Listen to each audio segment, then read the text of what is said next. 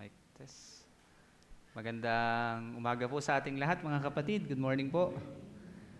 Isang opportunity ulit para umawit sa ating Panginoon, magpuri sa ating Panginoon, pasalamatan ang Diyos sa mga ginagawa niya sa ating pong buhay and sa pagtulong ng Panginoon sa atin sa mga problema natin sa buhay, sa mga challenges na dumarating sa ating pong mga buhay. So, muli ay patuloy po tayo sa ating pong series sa parables. And ngayon po ay nandito na po tayo sa tinatawag natin na lost parables. Hindi ibig sabihin na nawawalang parables, kundi parable about loss, patungkol sa mga ligaw. So sa Luke chapter 15, makikita po natin yan, ang ating pong text po ngayon. So, 2 Sundays ago, napag-aralan po natin ang table parables. Pagka sinabi nating table parables, mga parables na kwento ng ating Panginoon, shinare ng Panginoon during meals, Kaya table fellowship, mayroon tayong table fellowship. So, it's about table parables ng ating Panginoon. Nakita natin ang kahalagahan ng humility, ating pagsunod sa Kanya. Nakita din natin ang mga mayayabang ay ibinababa ng Diyos at ang mga nagpapakumbaba ay tinataas ng Diyos. Nakita din natin na ang unconditional love ng Diyos. Ibig sabihin, wala po siyang itinatangi.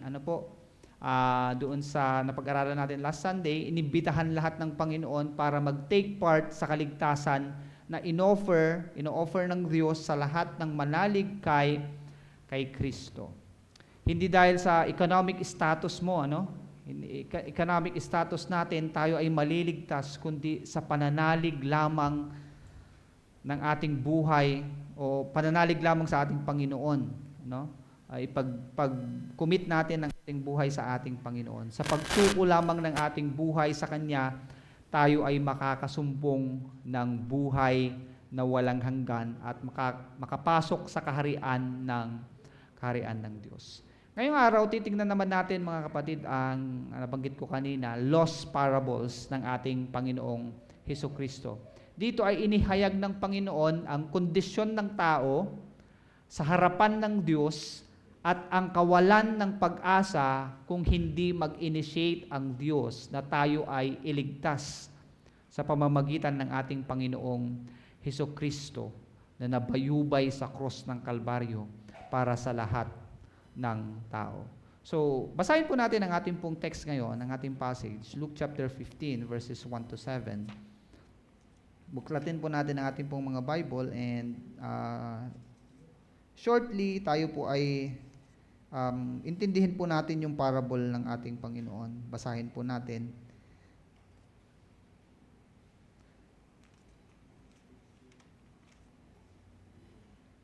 Basahin ko po sa Tagalog para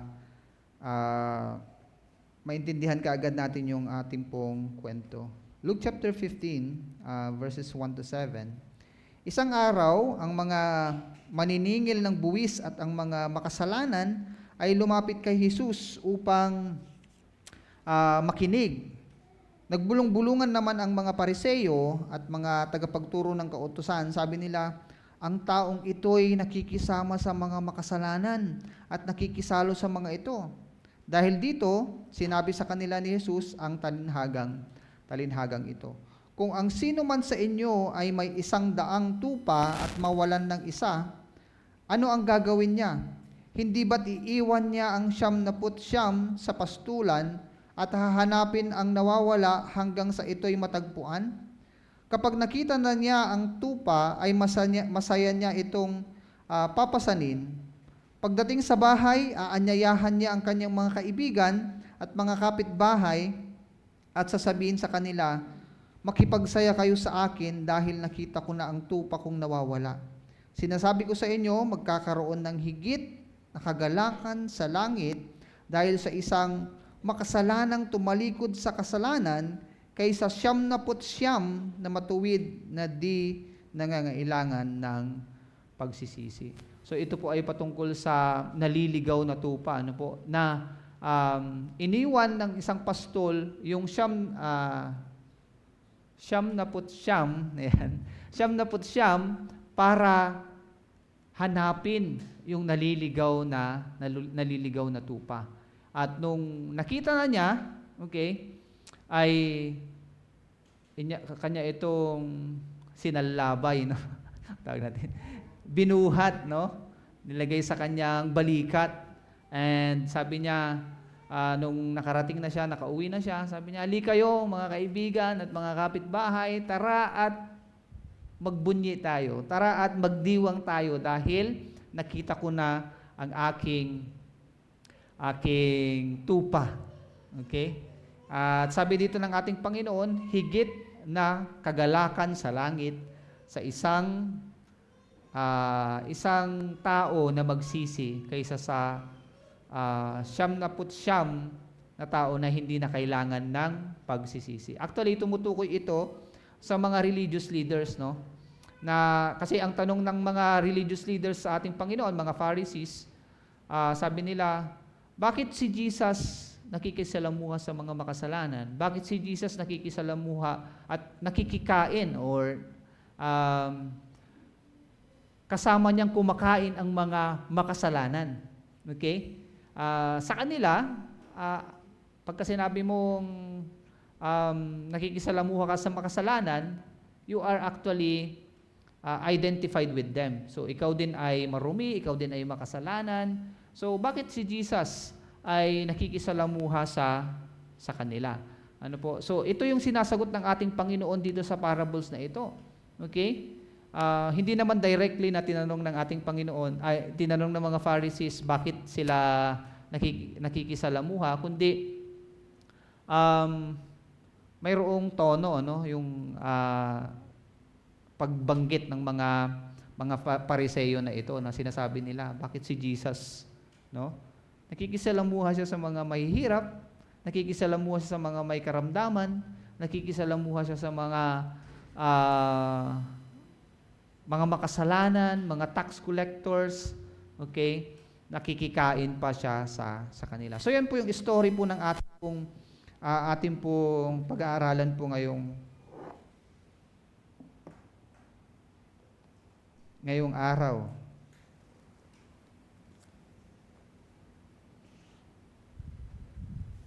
So ilang katotohanan po ang pwede nating makita dito in relation sa ating ugnayan sa ating Diyos. Kasi sabi natin kanina, it is a parable about our condition. Patungkol sa ating pong estado sa harapan ng Panginoon, katatayuan sa harapan ng Panginoon, spiritual na katatayuan sa harapan ng Panginoon.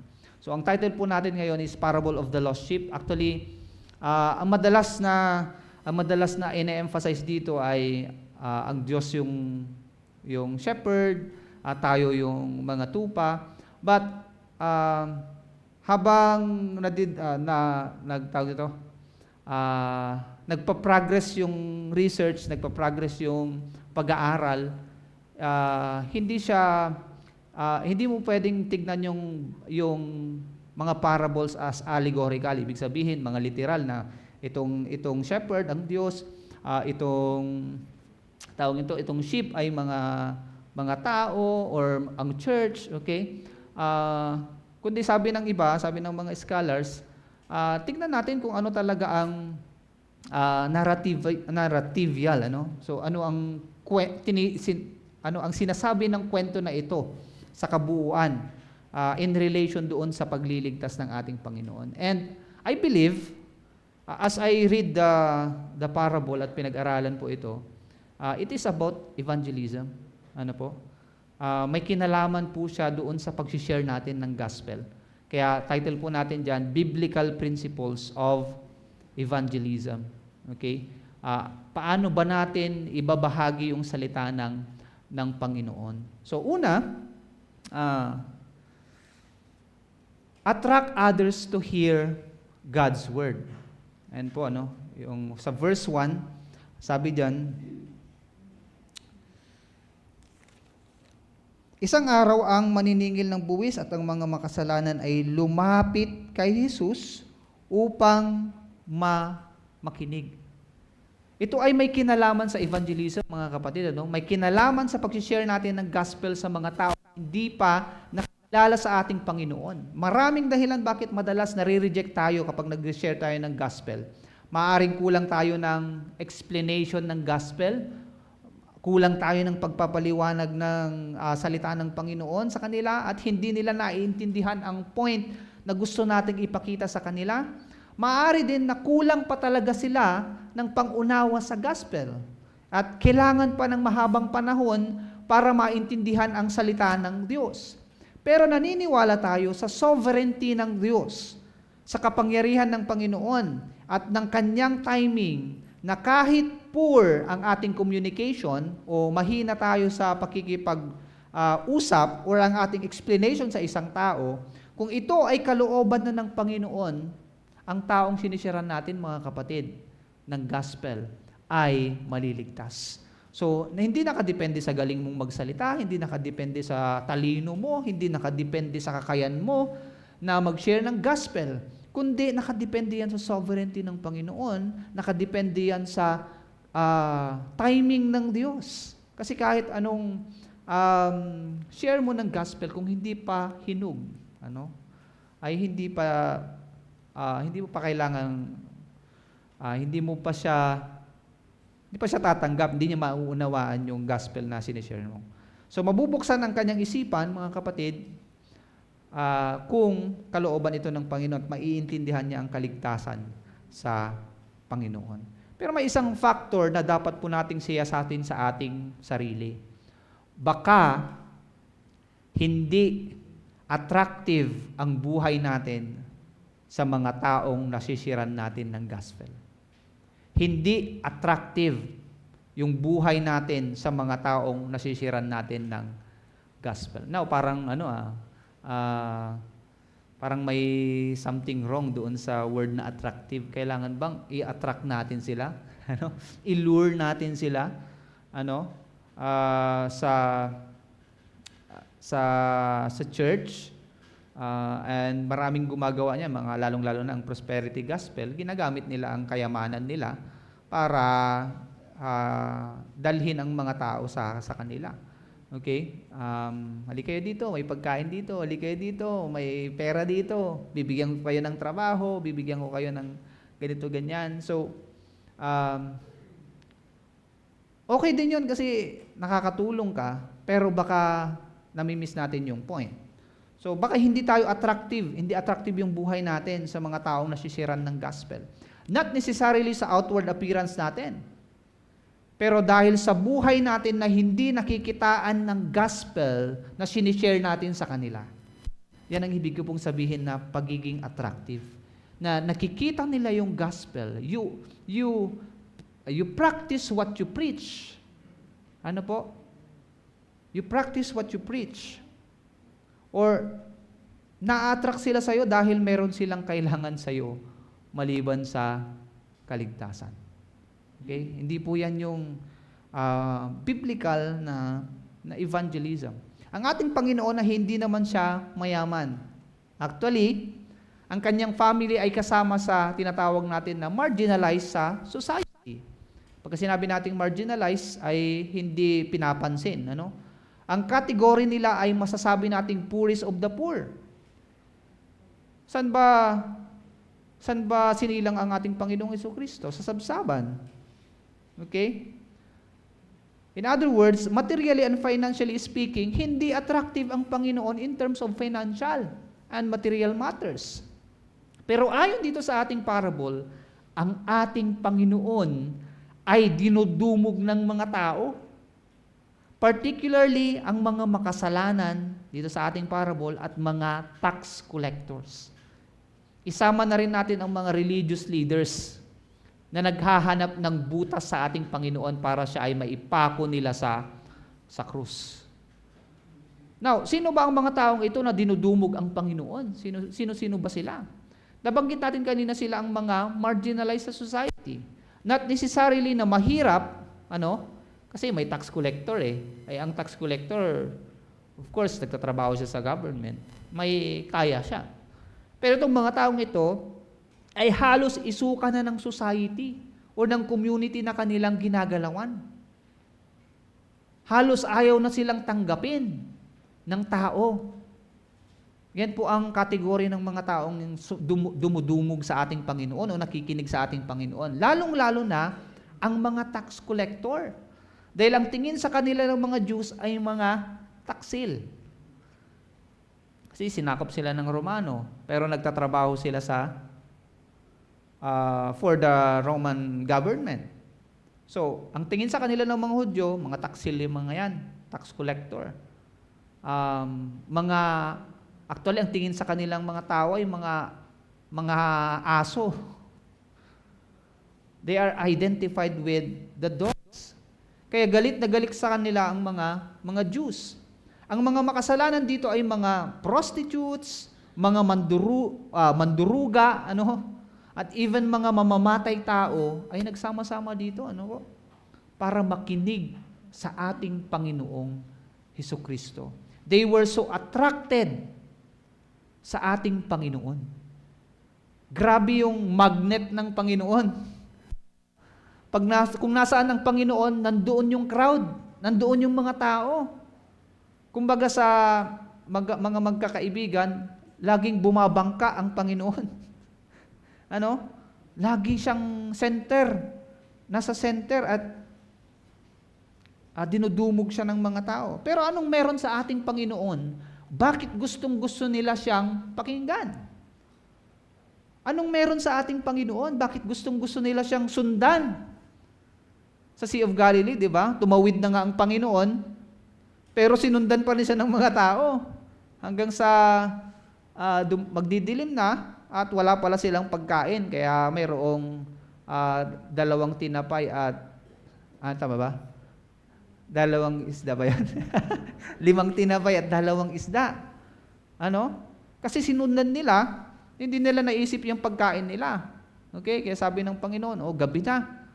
Pag uwi nila, wala pa silang nahandang pagkain. So, maghanap kayo ng pagkain, sabi niya ng Panginoon sa mga disciples niya. So, manahanap si Andrew. Ako yun eh. May nahanap si Andrew na bata, no? Na 5 tinapay at 2 isda at pinalangin nila. So, in other words, dinudumog ang Panginoon, ano? So, anong meron sa ating Panginoon? Unang-una sa lahat, tinanggap ng Panginoon ang mga taong makasalanan sa kabila ng kanilang mga kasalanan. Nagets po natin? Tinanggap ng Panginoon ang mga makasalanan, ang mga tax collectors, ang mga prostitutes.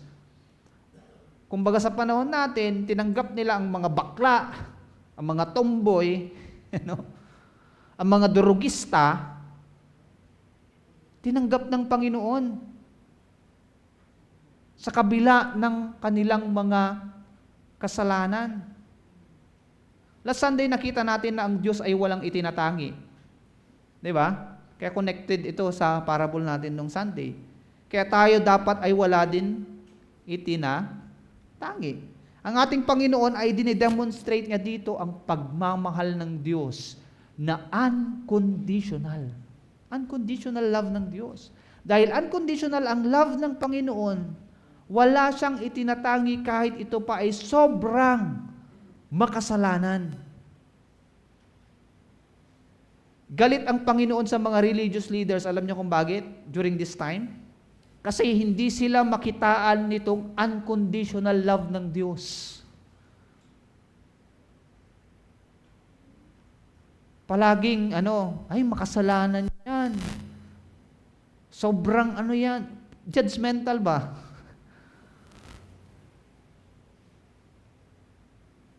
Masyado silang discriminating. Hindi tayo dyan. Makasalanan yan eh. Iniisip nila na sila lang ang righteous at pinagyayabang pa nila ito. Pero ang ating Panginoon, tinanggap niya ang mga makasalanan at nakikisalamuha pa siya sa kanila. Pero not to the point na makisama ka, pero wag kang makisama. Iba yung kaibigan mo yung isang makasalanan, pero ginagawa mo din yung kasalanan na ginagawa ng makasalanan. Si Jesus, nakikisalamuha siya sa kanila, tinanggap niya sila, mga kapatid, pero hindi niya ginagawa yung mga ginagawa nila. Kaya, nagulat yung mga Pharisees ng Panginoon ay nakikisalamuha sa mga makasalanan. At hindi lang yon, kumakain pa siya kasama nila.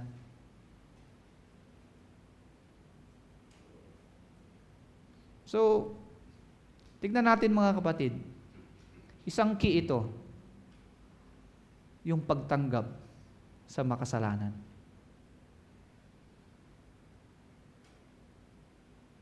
Kasi madalas ang approach natin, pagka nakita natin na makasalanan ito, ang tinitignan kaagad natin ay, hindi ako kagaya niya. Hindi ako kagaya niya.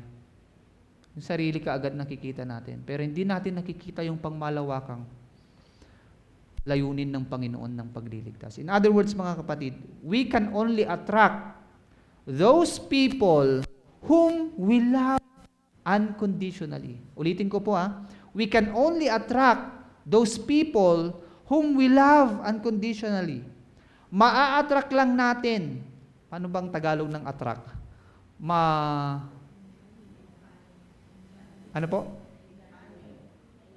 Maingganyo natin sila.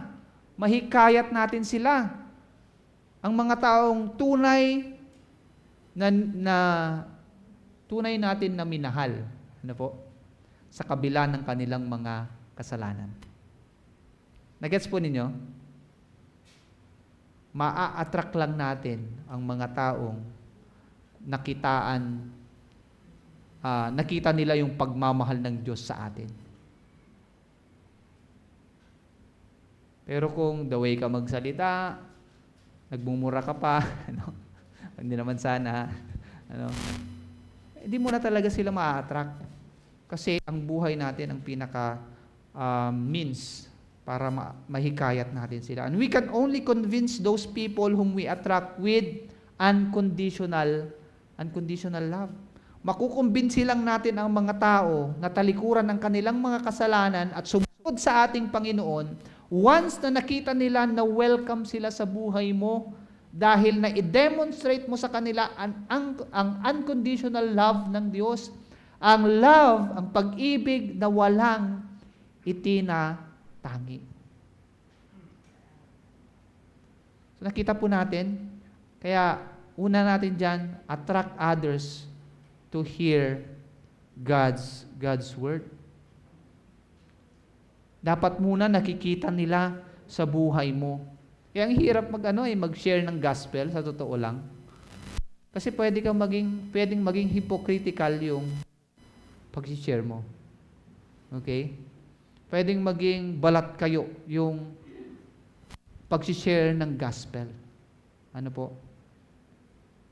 Pangalawa, sa verse 2, expect disagreement. Sabi sa verse 2, nagbulong-bulungan, nagmaritisan. Nagbulong-bulungan naman ang mga Pariseo at mga tagapagturo ng kautusan. Sabi nila, ang taong ito'y nakikisama sa mga makasalanan at nakikisalo sa mga ito.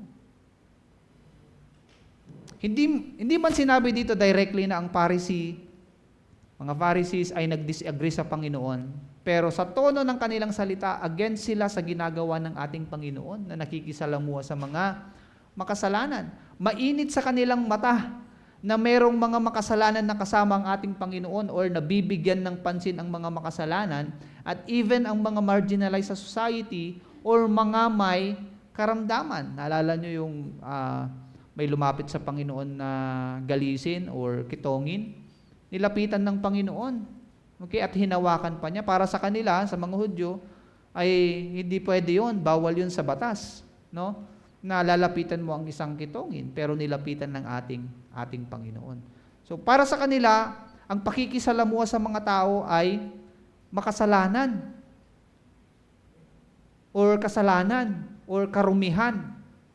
Mga taong makasalanan, ano po? Naniniwala sila na kung sino ang mga kasama mo, yun ka.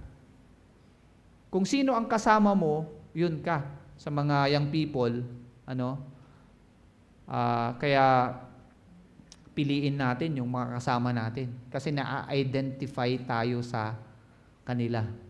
Kung sino yung kasama mo, yun ka. Ibig sabihin, mai-influensyahan ka nila. Kaya ilagay mo ang iyong sarili sa samahan ng kinatawan ni Kristo. Kasi dito ay siguradong malayo ka sa mundo. In some sense, may point naman talaga mga Pharisees. Yun nga lang, hindi yun na-demonstrate ang pagmamahal ng ating Diyos. Kaya ito ay may kinalaman pa rin sa pamamahagi natin ng salita ng Diyos. Yung expect disagreement.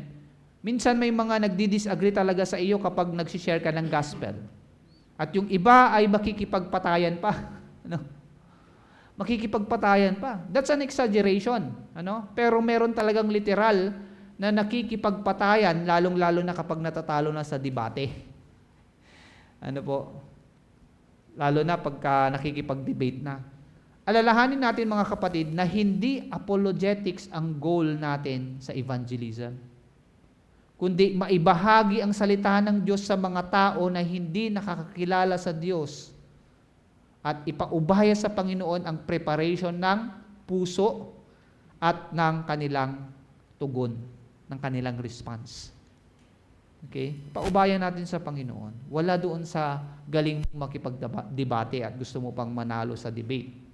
Kung ayaw talaga nilang tanggapin ang kaligtasan, wala kang magagawa doon, kapatid. Kapag nag-share ka at nireject ka, wala kang magagawa doon. That is their decision. Tama po? Ang problem sa atin minsan, pinoproblema natin yung rejection natin.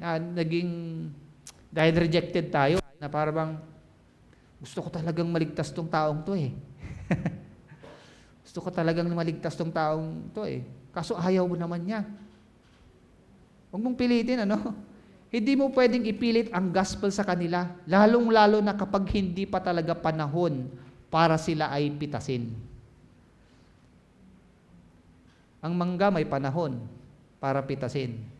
Ang mga munggo, ganun din. Lahat ng mga prutas, may panahon sila. Ang asin, may panahon din. Hindi ka pwedeng mag-asin pagkatag-ulan. Ang palay, may panahon din. Mga kapatid, may panahon lahat. Sabi ni Solomon,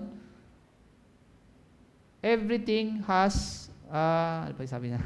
Has a season ba yan? Sa lahat ng bagay may panahon. Yun na lang, Tagalog para mas maganda. Sa lahat ng bagay may panahon. So, hindi mo pwedeng ipilit. Kapag nag-disagree sa iyo ang isang tao na sinisiran mo, ibig sabihin lang noon ay hilaw pa. Ano? Hilaw pa eh. Maasim pagka hilaw pa. No? Mapakla pagka hilaw pa. So, mag-antay ka ng tamang panahon at pagkakataon para makapagbahagi. Ano? Ganon din sa mga kabataan, lalong-lalo na sa mga panliligaw, no? Kung nanliligaw na yung mga kabataan natin, okay? Kung hindi pa panahon, huwag kang magmadali, no? May purpose ang Panginoon. So, huwag mong hangarin na manalo sa argumento.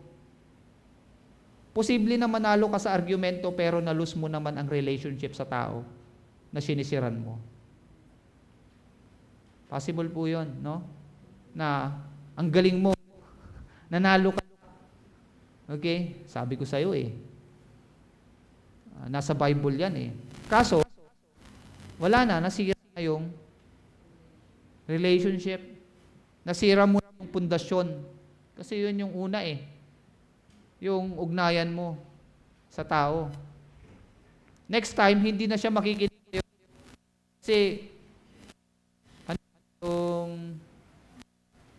hindi mo siya pinapakinggan.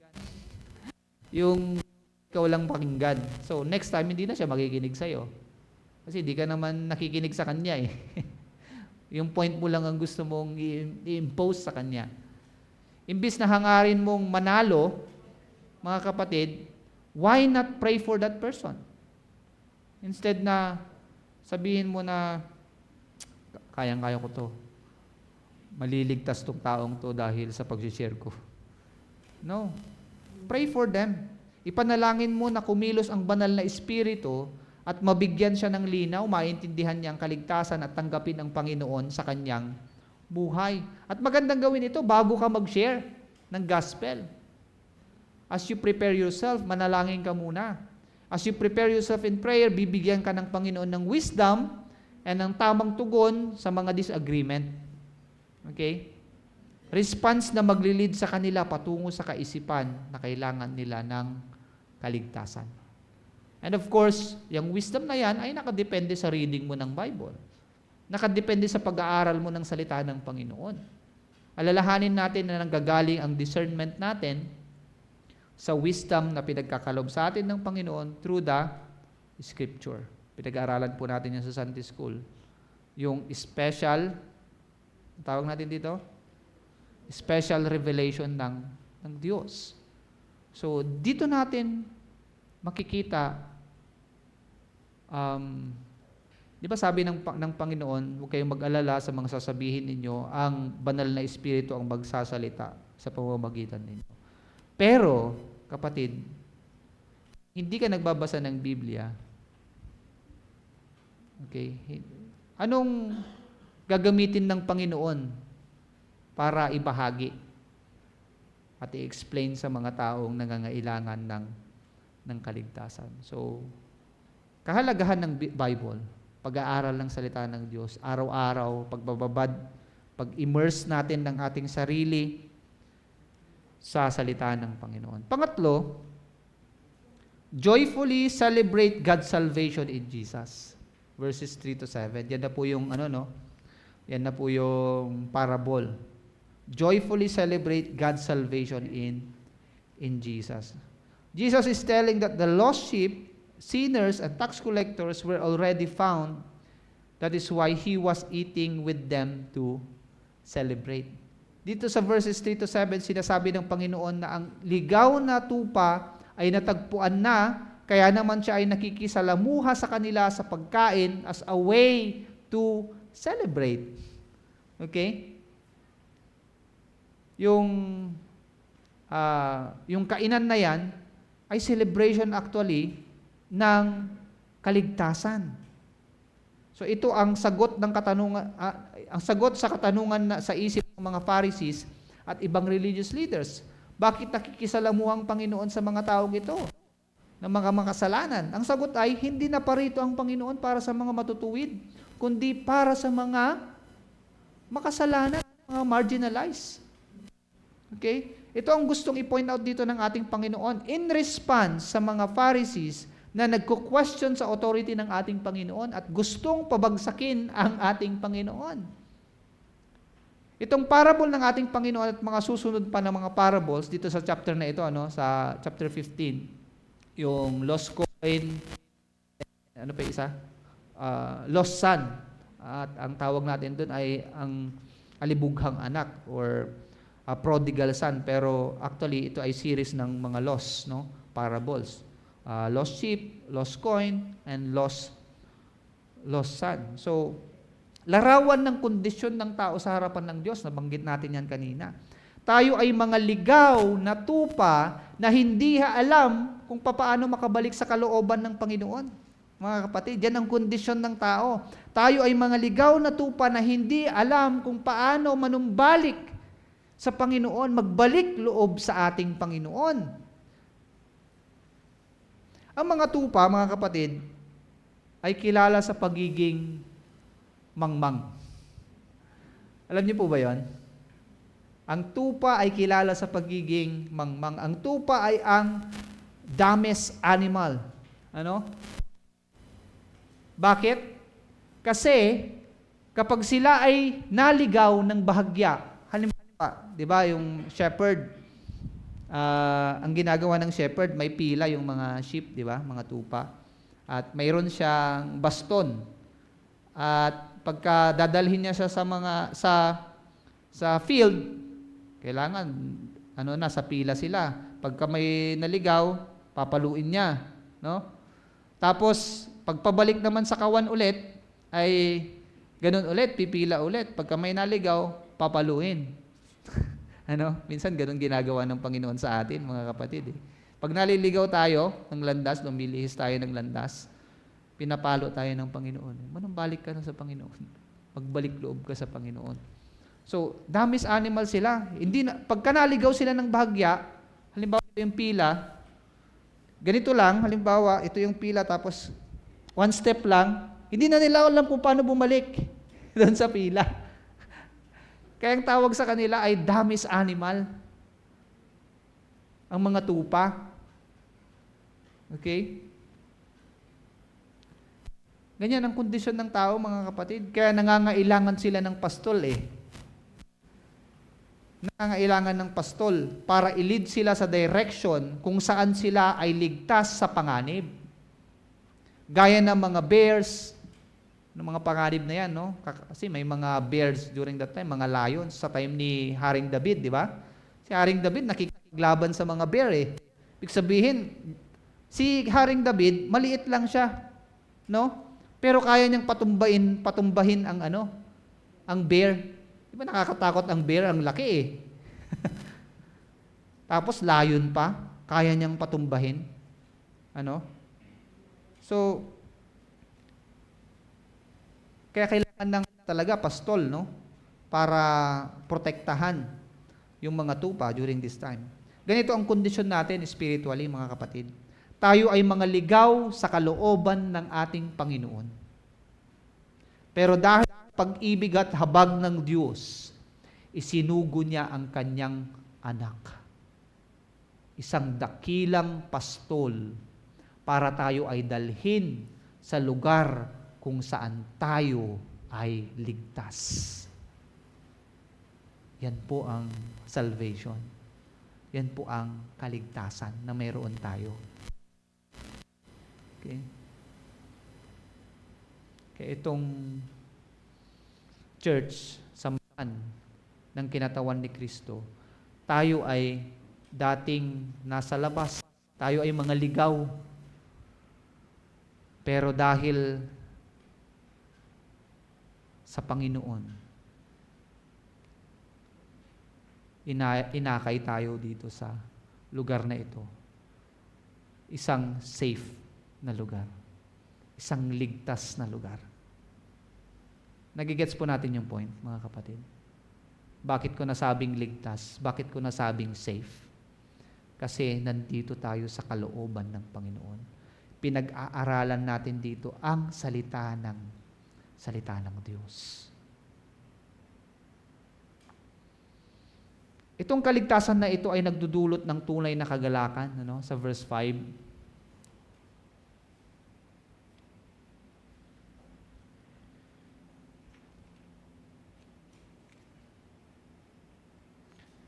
Kapag nakita na niya ang tupa, ay masaya niya itong papasanin.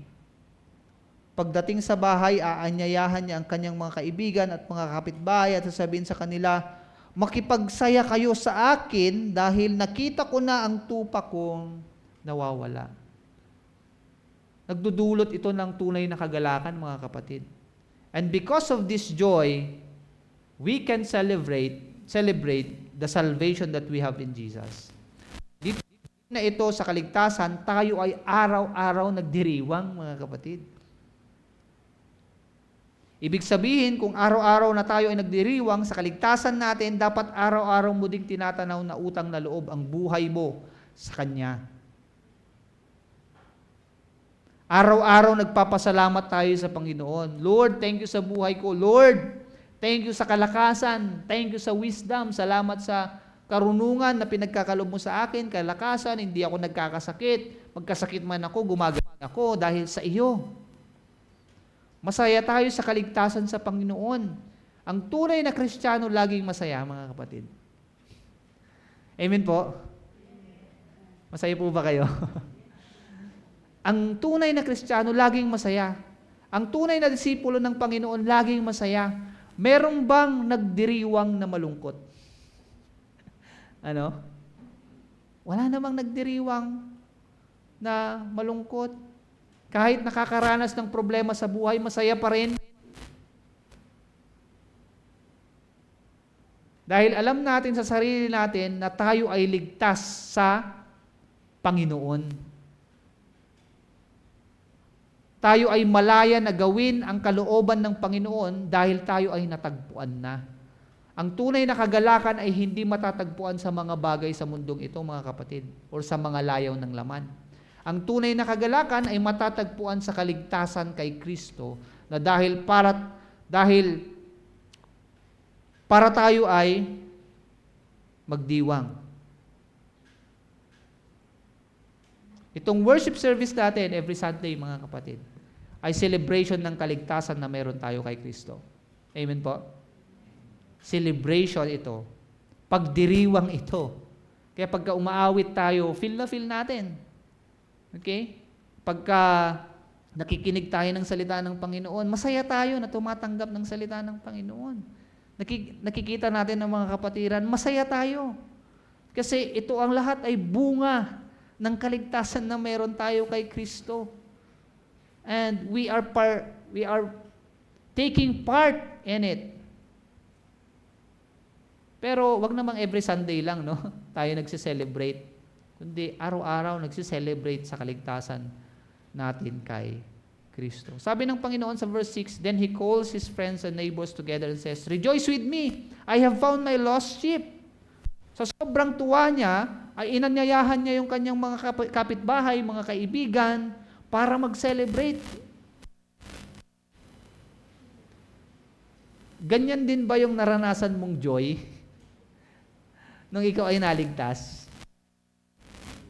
kapatid, nung ikaw ay naligtas, gusto mong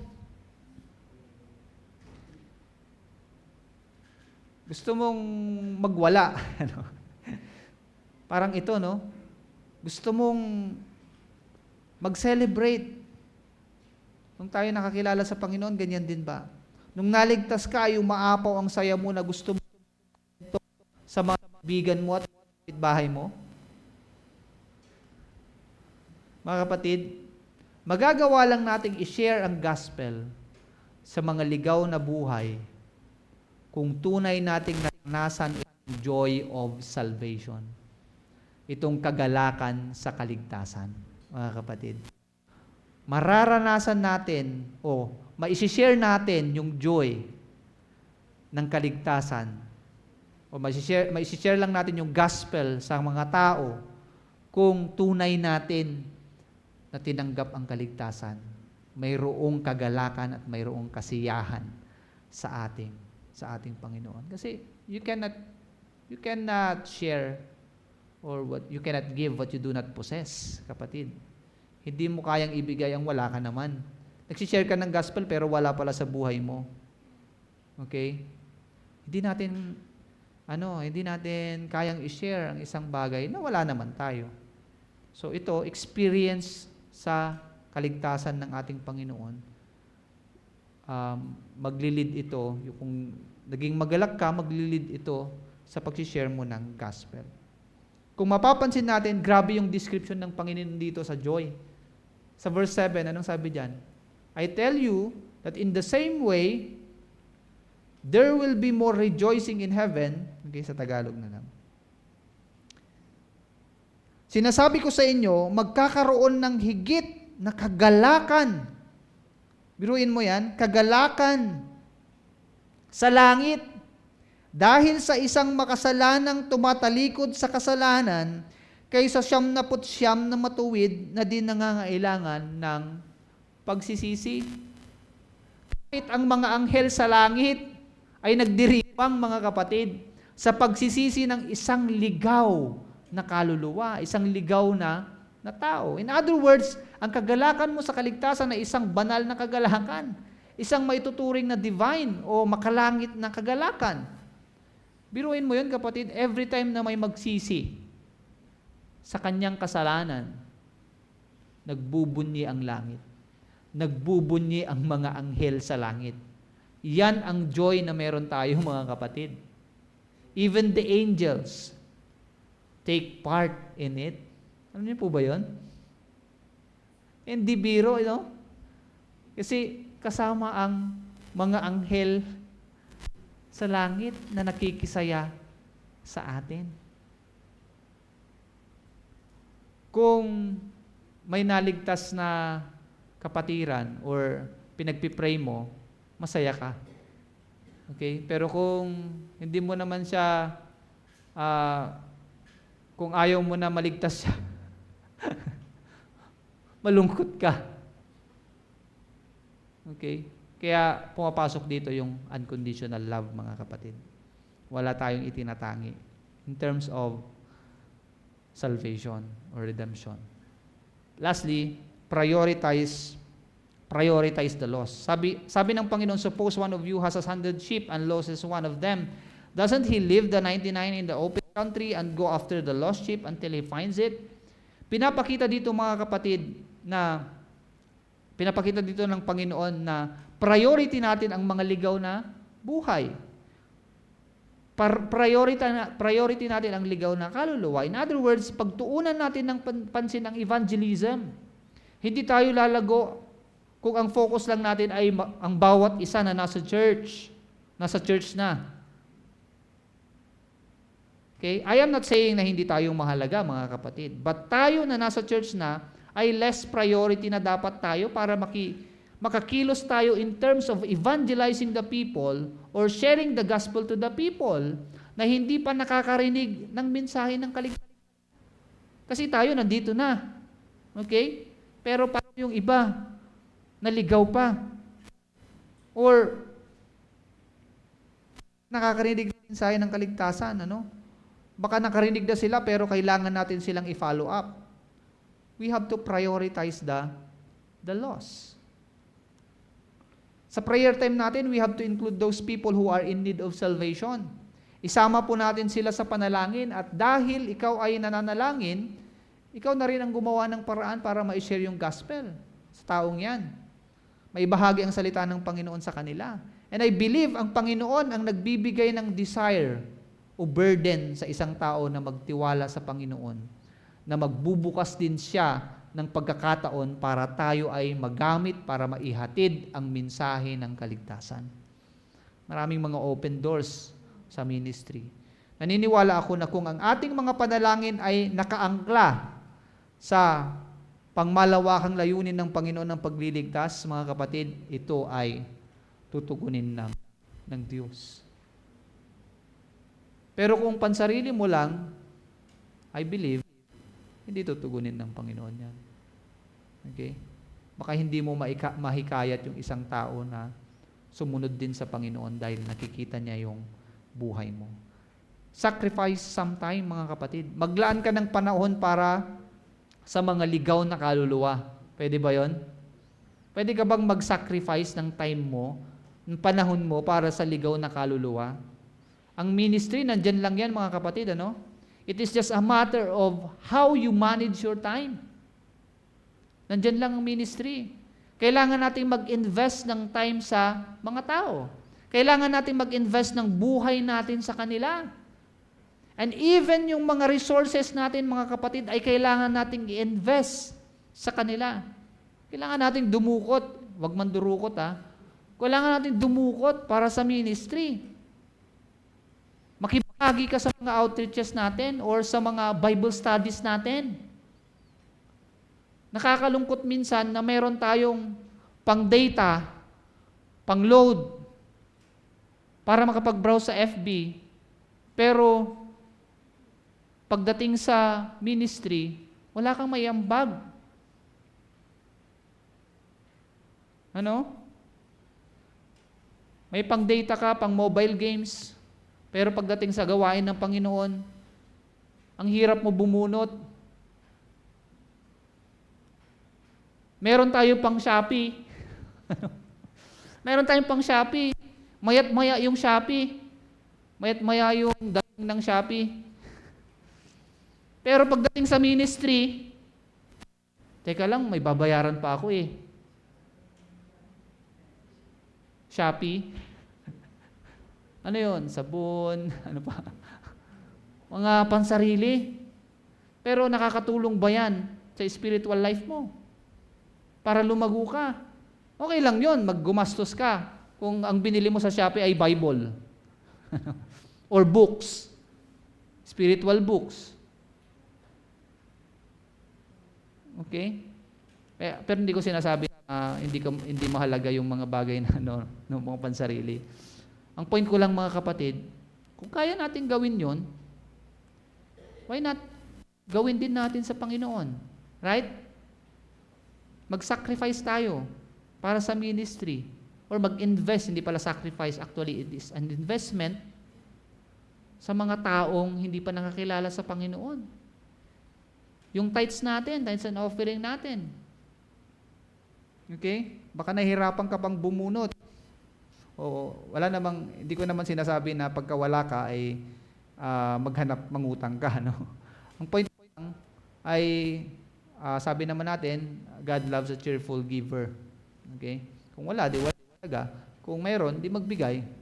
Okay? Kasi yan ay expression ng faith natin sa ating Panginoon. Pananampalataya natin sa Panginoon that He will provide for our needs. We need to prioritize the lost. Iwanan natin ang comfort zone natin at ilaan natin ang ating sarili. I-commit natin ang ating sarili sa gawain ng Panginoon.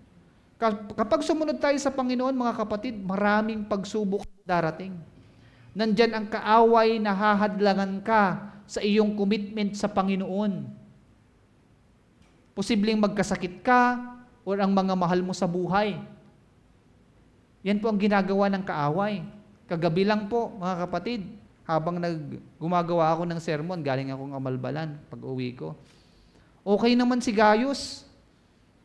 Pero sabi niya sa akin, habang isa kami ng table na nag-iPad siya, ako nagla-laptop. Nakita ko yung mata niya, lumuluha. Sabi ko, "Are you okay?" "I'm feeling bad, Daddy." Marunong na rin, "I'm feeling bad." Pagtingin ko sa kanyang taas ng lagnat. Tinemp ko, 38.7. So sabi ko, sleep ka na. Mag-prepare na tayo. Sleep ka na, matulog ka na. Naalala ko hindi ko pa tapos yung sermon ko. Okay? Sabi niya, "Sleep with me, Daddy, sleep with me." Hindi daw siya makatulog. So tumataas pa ng hanggang 39 yung temperature niya. So tinawagan ko si Lee at para makapag-prepare ako ngayon, pinakuha ko na siya doon sa Amalbalan. Kanina, nag-chat ako ulit. Kinumusta ko siya. 39.1. Sabi ko parang, nag-worry ako kasi biglaan, pagdating namin dyan, biglang tumaas yung lagnat niya. Okay naman siya. Pwede pala yun, Sabi naman ni Daddy kanina, nung bata daw ako, ganun din daw ako, bigla na lang akong kukumbulsyonin. Bigla na lang tataas yung lagnat.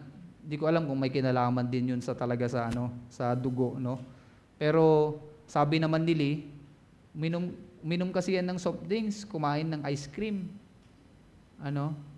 Talaga pagka matamis, dito ang binabanatan yung throat natin, sabi niya masakit yung dito niya. Masakit yung neck niya daw. Kaya walang hospital ngayon, mga kapatid. Walang check-up. Sabi ko, banyusan na lang muna si Gaius. Okay?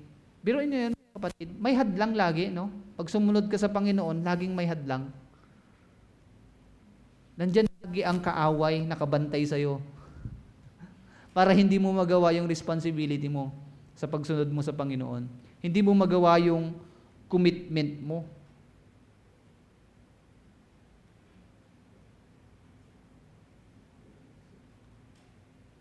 So, marahil may karanasan din kayo, na ibang paghahadlang ng kaaway. Para hindi ka makarating ngayon, para hindi ka makasama sa outreach, china-challenge tayo ng ating Panginoon. Prioritize the lost. Ang lost dito ay hindi lang mga unbelievers, kundi possible din na kahit mga believers na immature pa in terms of decision making.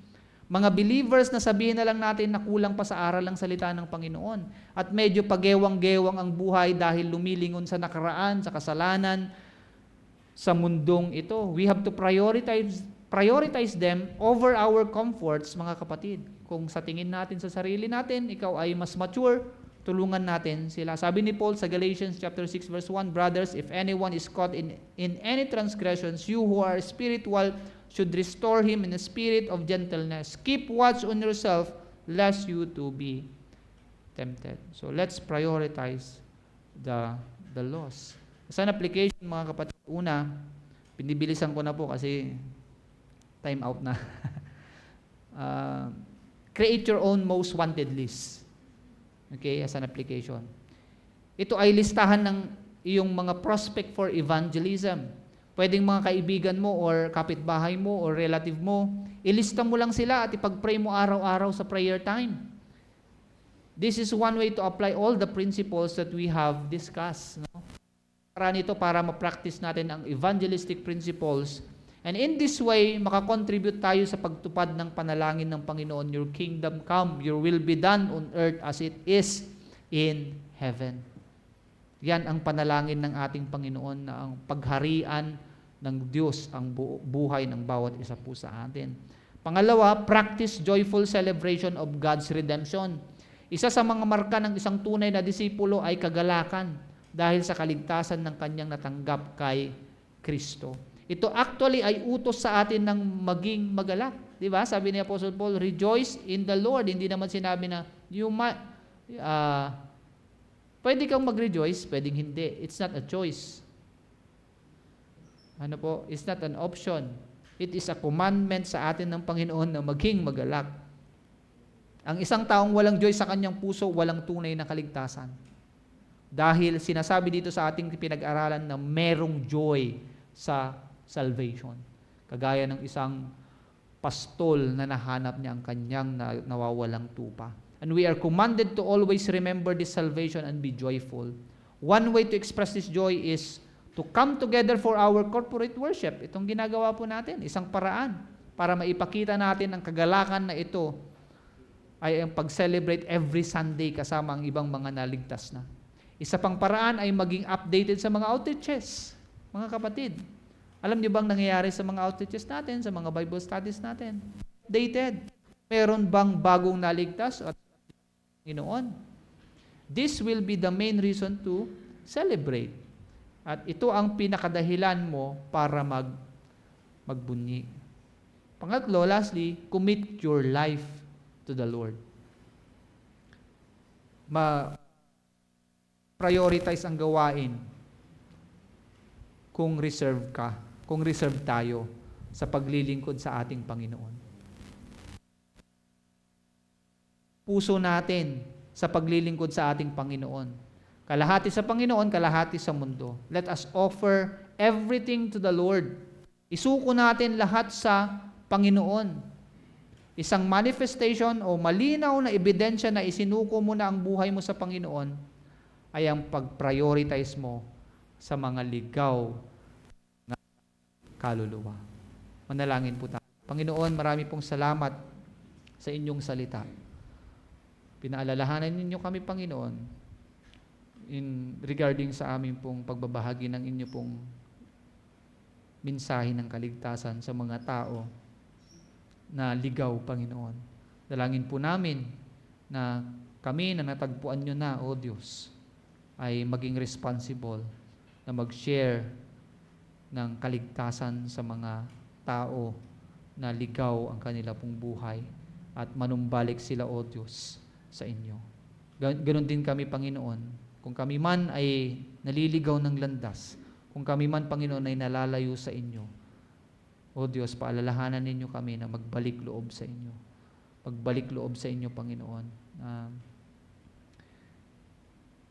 Iwanan namin ang mga kasalanan na ginagawa po namin at i-dedicate namin ang aming pong sarili, ang aming puso, ang aming isipan sa paglilingkod sa inyo. Lord, patawarin ninyo kami sa aming pong mga kasalanan. Patawarin ninyo kami sa aming pong mga irresponsibilities because we only do what we want, Panginoon, sa buhay na ito.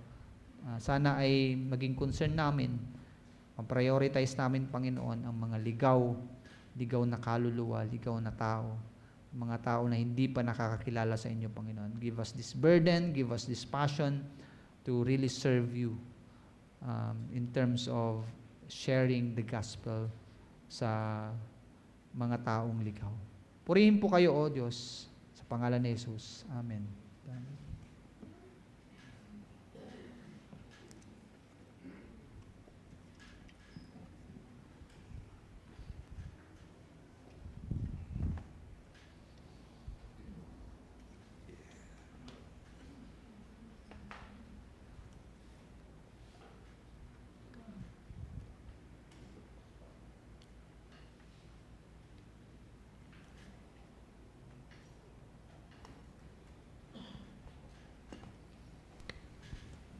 Okay, maraming salamat po sa mensahe at kung tayo po ay dati nawawala pero natagpuan, responsibility din natin na hanapin yung nawawala at dapat i-enjoy natin yung ating pagiging tupa sa ating buhay at matagpuan tayo na nagtitiwala sa Panginoon. So kung awitin natin bilang response sa mensahe, yung awit na ang Panginoon ang aking pastol.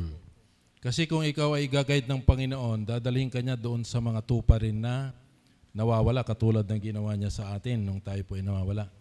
So awitin natin, familiar itong awit na ito. I-dictate ko na lang yung lyrics po nito. Ang Panginoon ang aking pastol. Napakahalaga ito dahil kung wala tayong pastol, Sino mag-guide sa atin? Baka tayo mawala din na katulad sa ating pinag-aralan. At may apply sa atin yung parable of the lost sheep. Or dalawang bagay lang, tayo ba ay natagpuan na o tayo pa rin ay nawawala? Dapat pala ang kakantay natin ay nawawala eh. Nawawala. Okay, awitin natin. I-dictate ko po yung sa bagay marami nakakalam nito. Awitin natin, singing. Ang Panginoon ang aking pastol, di na ako mangailangan, mga ain nga lumakad man ako sa gitna ng kadiliman, siyang susubaybay sa